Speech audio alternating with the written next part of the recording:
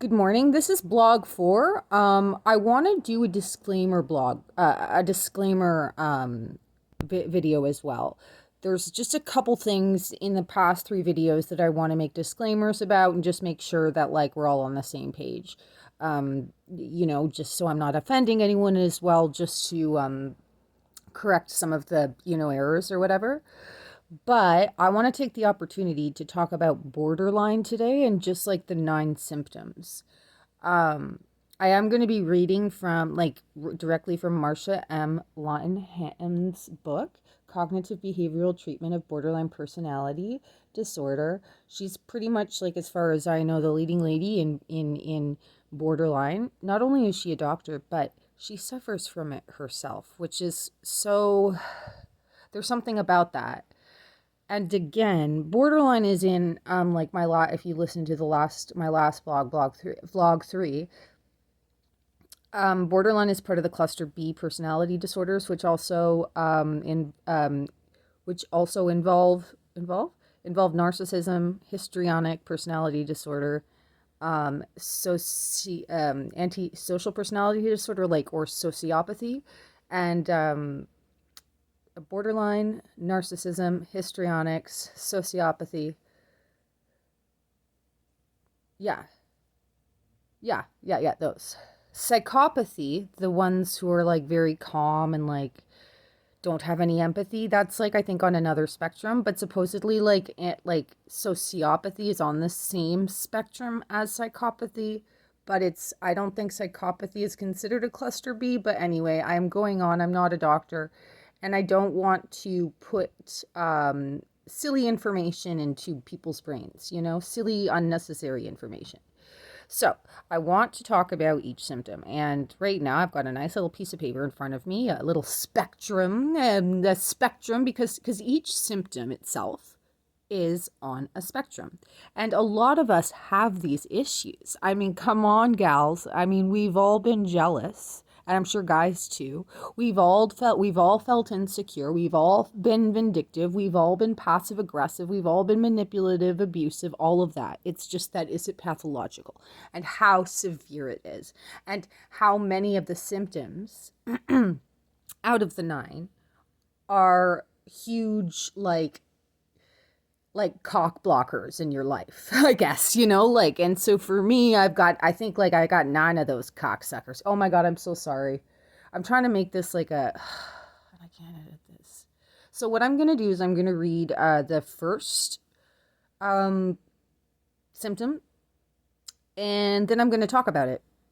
And then maybe the next video blog will be on the second symptom. So I'm just going to pause this right now, and I'm going to try to talk as candidly as I can without, I'm not going to bring up any names of anybody that's been, because the first symptom does have something to do with abandonment. So there's always somebody on the other side of that, right?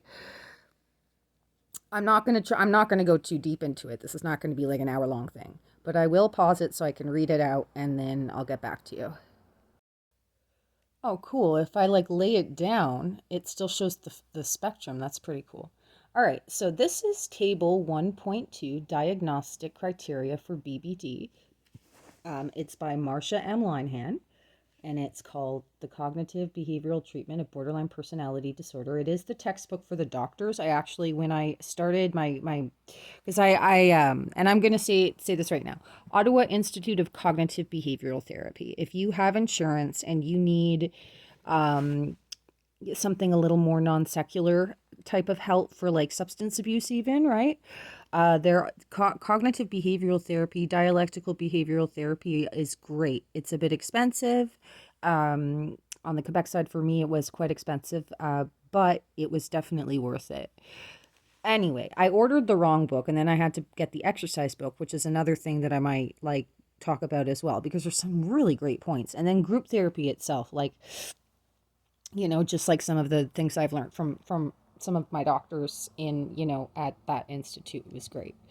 Okay, let's read the first symptom, and then you know what I'm going to do today, because I think I paused it. I paused the video and I sat there and I thought about the first symptom and I said, what am I going to talk about? Because I have so many examples from my own life to pull from, to talk to use as a point of reference, as a way to. Oh my God, it's so early in the morning. It's not actually that early in the morning. I woke up late, but I want to have some more like examples of my own life, and also kind of like, I don't know, talk about how, like, my own relationship to this symptom, like in terms of how I deal with it, how, all of that. So I'm going to, okay, so sorry, I am going on a tangent right now. What I'm trying to say is, I think what I'm going to do right now is just read out the 9 symptoms. And then next time I will focus on like maybe 1 or 2 symptoms, talk about 1 or 2 with my examples, and do, a vlog about, like that, like do a couple of, do 3 or 4 blogs talking about some of the specific symptoms of borderline. I'm sorry I rambled there. Okay, let's get to it. So the DSM-4A says that there are 9 symptoms of borderline. Number 1, frantic efforts to avoid real or imagined abandonment. Now, this does not include suicidal or self-mutilating mutilating behavior covered in criteria 5, because that's another symptom, and it's such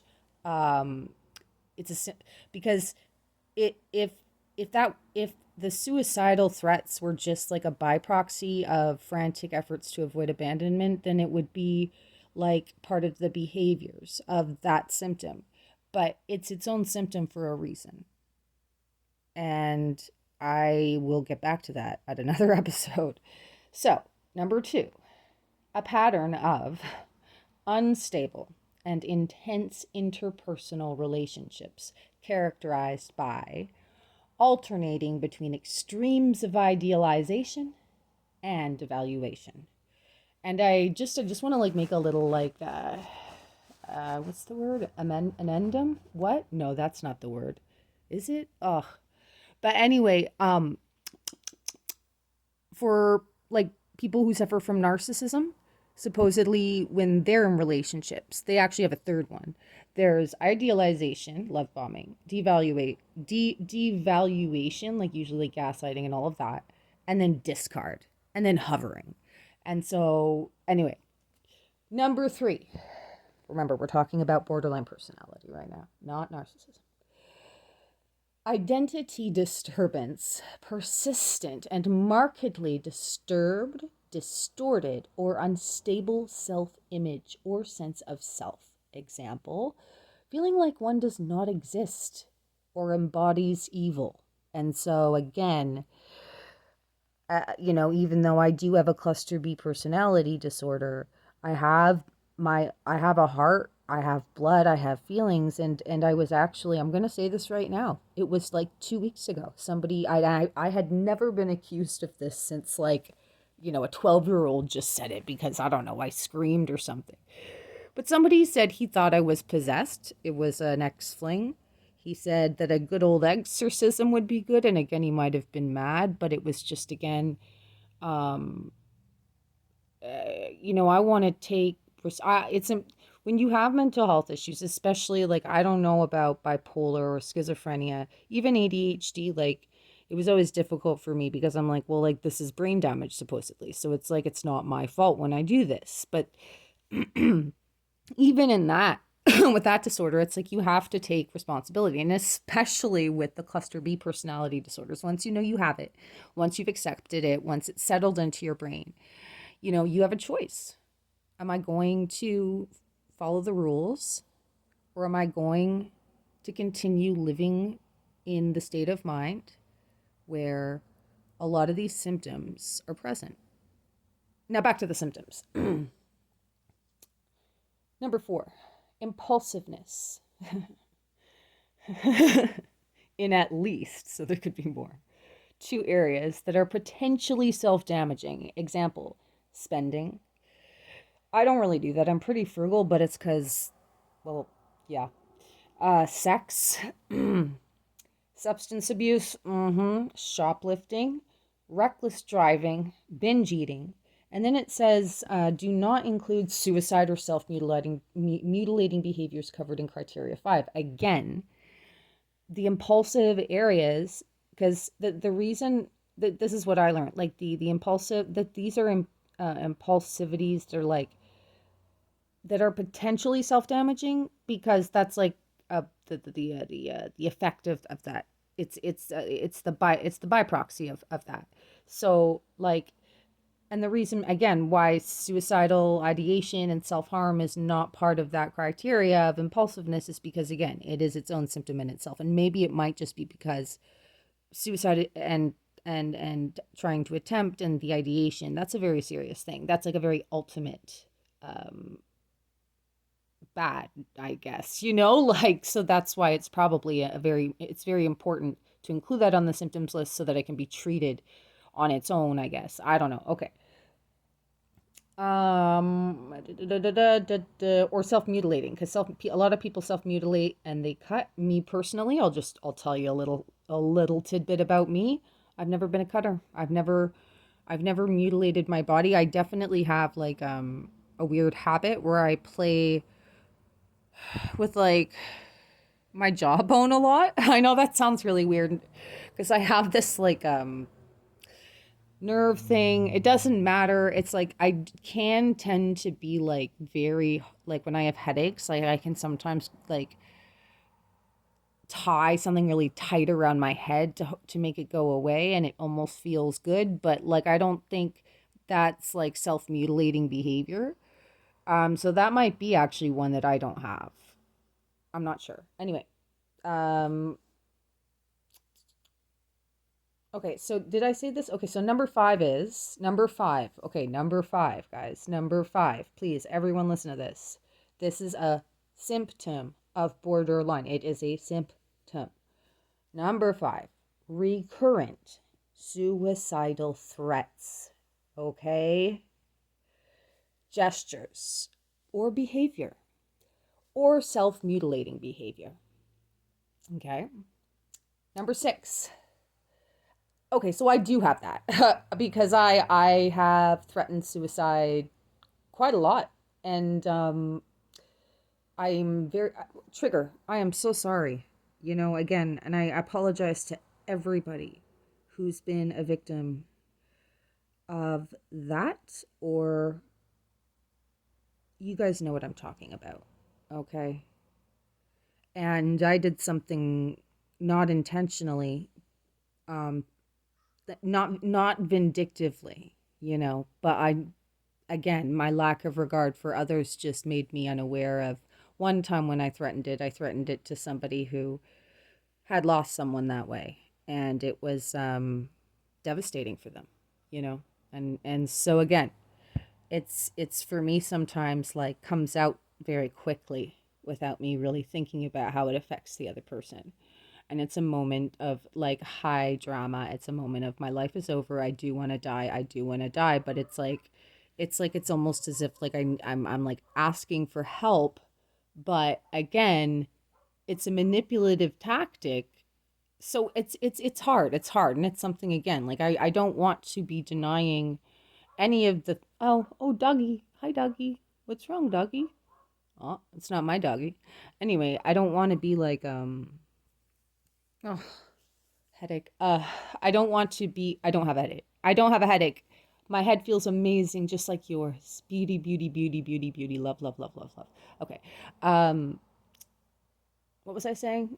I forget. But anyway, I don't want to dismiss anybody, but I also want to talk about this illness as candidly as I can, because if not, I think we have to, because it's like once like I think that my shame and guilt of the things that I haven't talked about is what's stopping me from getting better with people, because I feel like I can't trust them because they're going to find out about like something about me that if I were to explain it like this, it's a lot easier. I'm just going to say one more thing before I continue on with the symptoms, which is as somebody with my issues, when I meet a new person, I wondered, what do I tell them now about my past and that I am diagnosed with the cluster B issue, or do I wait until they find out and then they go, why didn't you tell me? Like there's sometimes it can be difficult. Right now, I shouldn't be dating anyone, so I don't have to worry about that. All right. Okay. 6, affective with an A, so like emotional. So emotional, affective instability. This is number 6. Marked reactivity of mood. Oh God, yeah. Intense episodic dysphoria. Oh yeah. Irritability and anxiety, usually lasting for a few hours and only rarely more than a few days. Number 7, chronic feelings of emptiness. And it's funny because I think that like that really is for me why I have substance abuse issues, and I think why a lot of people who have that symptom would, right? Or self-mutilate or whatever. I guess that's why that the chronic feelings of emptiness is what it can cause for, how it manifests itself, I guess, and in one person to the next is different. Number 8, inappropriate, intense anger or lack of control of anger. Example, frequent displays of temper, constant anger, recurrent physical fights. I mean, not all borderlines have this one, eh? And I think I wonder. Anyway, I think a lot of the borderlines that I know, at least don't have this problem, or they've hit it very well. So again, like this is not all borderlines, but I have that in spades. 9, transient stress related severe dissociative symptoms or paranoid ideation. And yes, I am on that spectrum too. And I think that, again, it's it's a symptom. It's one of my symptoms. I would say that I have probably all 9, and I also have a comorbid with ADHD. And again, these are just like diagnoses, right? It's not about it. The diagnosis is there so that you can at least understand yourself a bit better, know how to articulate it, especially a personality disorder. Personality disorders are like, especially cluster B, are known for being difficult people for others. So it's like, it is important that, wait, yeah, that like it's talked about and it's honest, because like I don't want to be banished from society. I want to have a job. I want to be part of a community. I'd like to one day think that maybe I can have a companion that I can build something with. I'd like to, have dogs and gardens and keep working on my piano and writing and live a modest life. I want to live a modest, I want to have a modest surrounding of love, but I'm always going to be larger than life, and always I want to be able to my cognitive therapy has really helped. Again, it ended in December, and I can see how I'm lost. But that's partly why I'm doing this blog. Maybe it's just it's subconsciously I'm doing it because I no longer have my therapist. I don't know. I'm being my own teacher now, like he said I had to be. Anyway, I'm going to end this. I'm going to listen to it. Hopefully it is informative as well. And then I'll see you next time. Thanks again for listening. I really appreciate anybody who listens, whether it's to understand me, understand themselves, or if they just like my voice, or who knows. I don't know. I'm not sure. I enjoy doing it. I really do. Peace and love, really. Oh, what a day. It's beautiful out though. Sun's nice. It's a little overcast, but it's bright. Love you.